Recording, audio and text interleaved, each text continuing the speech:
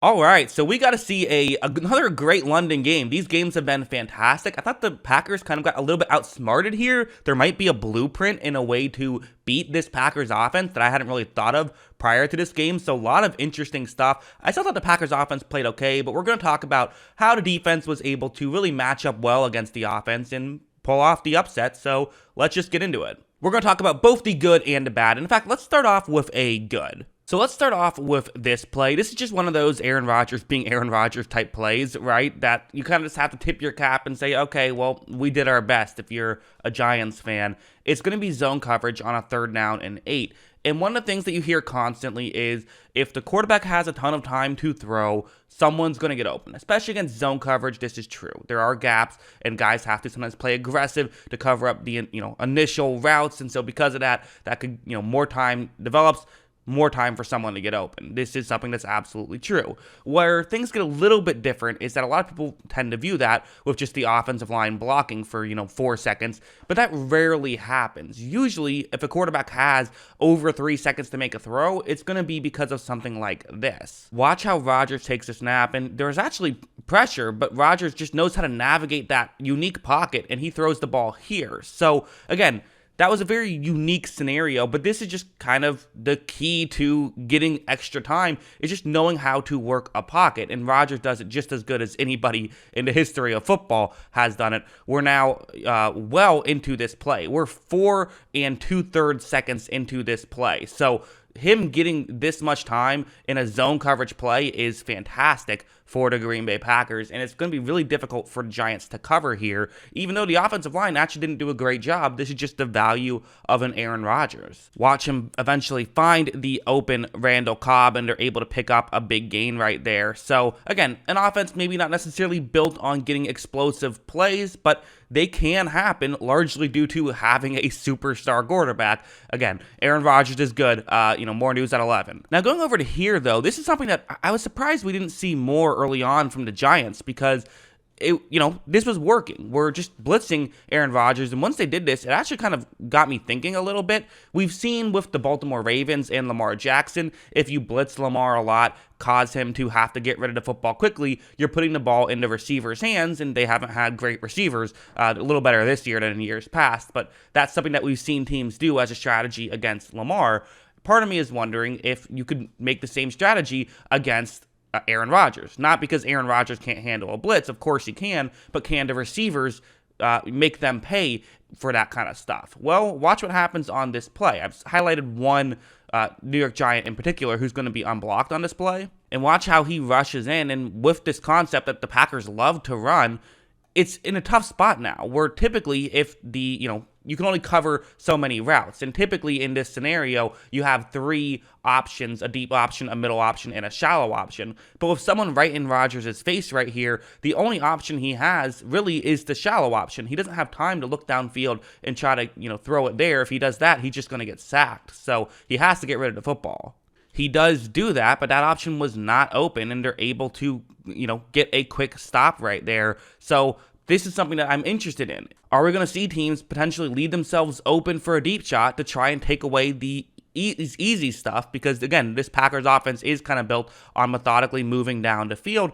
I could see it, because then going on to this play, I think this was even a more fascinating example. This is going to be one of the few times I feel like Matt Rule kind of got, if it's a chess match, he got a little beat right here on this play. I thought that this was a good call by Dink Martindale on this one, the Giants defensive coordinator, where the Giants are showing blitz. It's 3rd down and 10. So if it's a cover 0 blitz, that would mean that you have one guy covering every eligible receiver, and then the other 6 players rush the passers. So this means that if there's only 5 blockers and 6 pass rushers, someone's getting through unblocked. Rodgers has to get rid of the football quickly. So LaFleur and Rodgers both are aware that he's someone who will blitz. They're aware that this is a situation they could be in. However, when Rodgers takes a snap, you notice right there, 2 players have dropped back into coverage. But at this point, it's too late. You've already called the play. You have to run the play. The play is a screen pass, but now, since everyone dropped back into coverage, it's not as deadly as it would have been.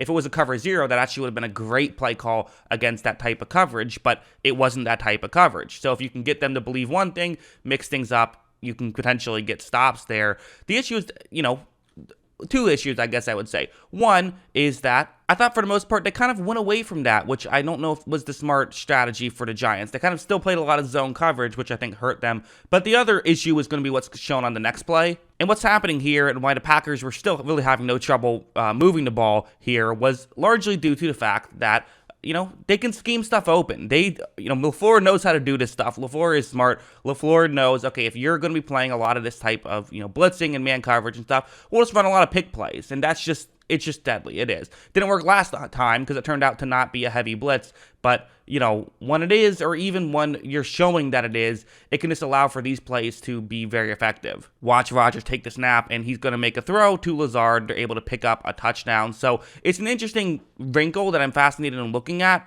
but at the same time, it's the Green Bay Packers, it's Matt LaFleur, it's Aaron Rodgers. It's always going to be tough. But now let's go over to this play. So yes, I still think as a whole, the offense had a solid day. Like they were able to, again, there was a limited amount of possessions, so maybe the bulk stats look worse. But as a whole, this was far from a disaster, certainly from the Green Bay Packers offense. But one of the issues that you still just see happen with this offense is what's going to happen on this play. And listen, as much as I'm going to talk up Aaron Rodgers and Matt LaFleur, and I am. I think what those two guys do, on the football field or on the sideline is just incredible what those guys can do. But there still is going to be times when this situation happens. It's a 3rd down and 10, and there's a single safety deep. It's a cover 1 blitz, and this is a coverage I think Green Bay is going to be seeing a lot of after the success the Giants had when they ran this coverage. For the Packers, what do you do? If you're going up against this coverage, what's a way to get the first down here on a 3rd down and 10? Well, there's one route that's actually great against this coverage. The go route. You have a one-on-one matchup, Allen Lazard on the outside,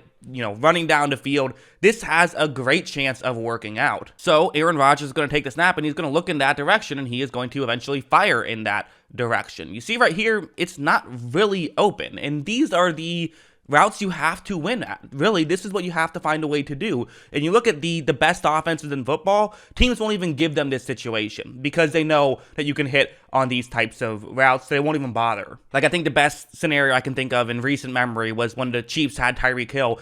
There was just never this situation because you would just get burned immediately if you tried to do this. And as you see, it's just not going to be complete. So the Packers do need to figure out ways to win on the outside. Maybe that's Christian Watson developing more. I don't know. Maybe it's just, listen, Giants secondary has played well so far this season. So maybe it's just that. I don't know.